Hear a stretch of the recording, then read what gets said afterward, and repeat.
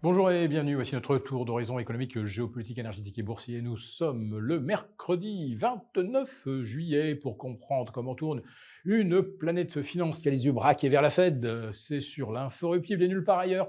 Et la chronique du jour, je vais l'intituler La flambée des taux va-t-elle carboniser l'or et l'argent? Alors c'est vrai que la réunion de la Fed qui se tient aujourd'hui pourrait marquer un tournant. Bon, très probablement et à 70%, on s'en va vers un maintien des taux entre 3,5 et 3,75. Ça serait quand même étonnant que Kevin Warsh les monte tout de suite à 4%.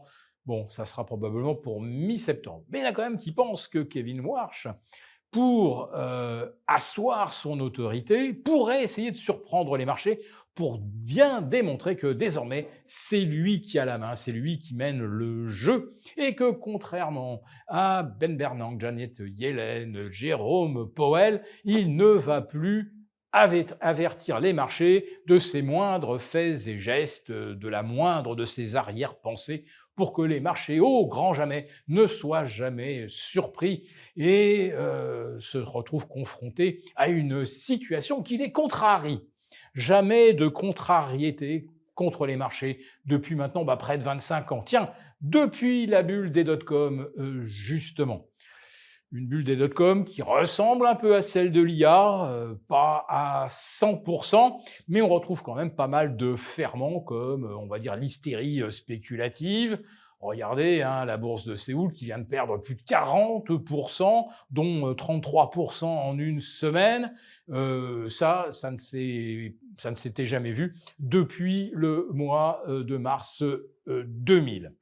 Donc Kevin Warsh monter les taux tout de suite, ça déclencherait une véritable fureur de Donald Trump et ça provoquerait peut-être aussi une poursuite de la hausse des taux parce qu'on se dirait que s'il a commencé à le faire dès fin juillet, c'est que probablement son programme, c'est de monter les taux par 3 fois jusqu'à 4,5 d'ici la fin de l'année. Bon, en tout cas, on peut soutenir ce genre de raisonnement.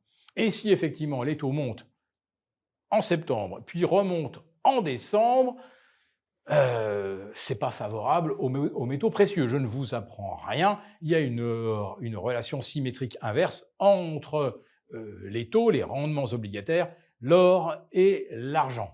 Sauf que l'or est peut-être en train d'opérer un premier découplage. En tout cas, ça fait maintenant presque un mois que le 30 ans américain est au-dessus des 5%. C'est son plus long épisode depuis presque maintenant 15 ans. Et ça n'a pas provoqué le recul de l'or en dessous des 4000. Alors, c'est peut-être le début de quelque chose. Néanmoins, ne soyons pas trop optimistes. Si jamais il y a un gros trou d'air sur le Nasdaq à la suite de ce qui s'est passé sur le Kospi à Séoul, bon, là on sait aussi que des appels de marge brutaux provoqueront la liquidation des dernières positions spéculatives détenues par ceux qui s'étaient rués sur l'argent en décembre et janvier dernier. Oui, c'est toujours la même catégorie de suiveurs qui vont surtout les actifs dits momentum. Je ne vous rappelle pas le momentum de l'argent de novembre à janvier.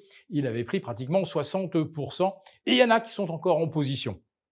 Si jamais ça devait chauffer sur le Nasdaq, ils seront les premiers à liquider.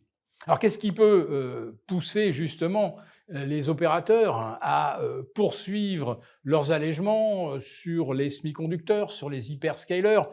Eh bien, on a su hier soir que Meta envisageait 600 milliards d'investissements d'ici 2028. Déjà 147 milliards programmés pour 2026, 246 pour 2027 et vous avez pratiquement 280 milliards prévus pour 2028. Tout ça, bien sûr, ce sera à crédit. Si d'autres, comme Meta, des Microsoft, des Amazon décident également d'investir massivement à crédit, cela veut dire qu'ils ne vont plus racheter leurs propres titres, fini les buybacks et bonjour le surendettement.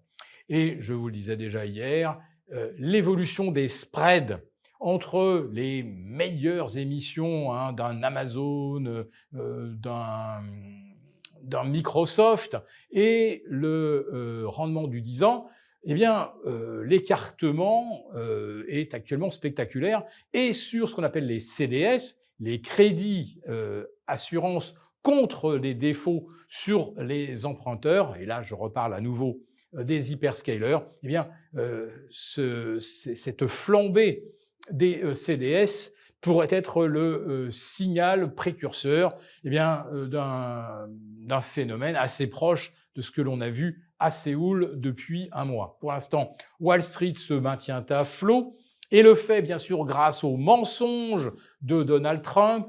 Évidemment que le retour à la diplomatie évoqué le week-end dernier pour justifier d'avoir stoppé in extremis une nouvelle opération Epic Fury, ces discussions, ces pourparlers diplomatiques, c'était dans sa tête. En attendant, ceux qui avaient misé à la baisse sur le pétrole vendredi dernier, évidemment, s'en sont mis plein les poches.